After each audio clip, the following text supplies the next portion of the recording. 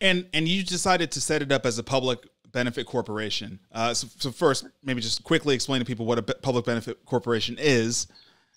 Yes. So a public benefit corp, it has the same structure as a C Corp, technically, right? A for-profit organization. But within those bylaws, we have a public benefit. For us, it's to address health equity, which means that while we can make a profit, right, we still have a purpose and a legal obligation to fulfill that purpose. Right. Which is really important because,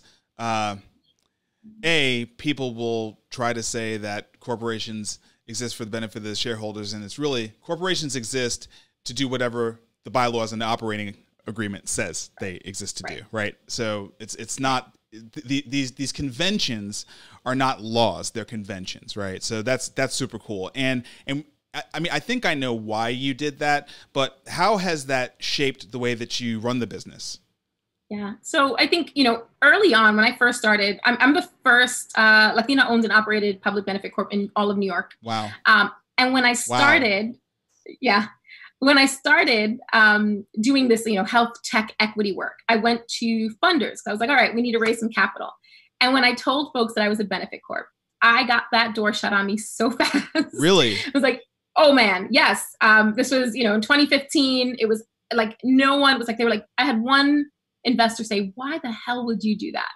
That is like, why would you do that? No one's ever going to invest in you.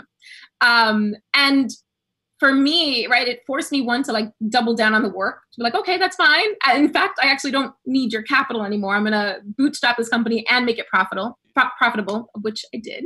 Good for you. Good for you. What it does, what it's done for me is it allows me to have a better vision. It allows me to attract folks that are committed to the cause. It also kind of is a screener, right? So if you don't understand why I did why I structured my company this way, then we're not going to do business. And more so now, we're on the trajectory really to create generational wealth in our communities, right? And to invite folks to join in so we still can have shares, we can still have equity. But my method now, and as I run my company, it forces me to create a much bigger vision and to do so in a way that benefits, right, all the people that I work with. So to the extent that my communities are shareholders in my company, and we all benefit financially when we do this good work, has kind of been like this full circle. So not just on the work that we do with community, but on the corporate side, on the economic side, that there's also impact there as well. Amazing.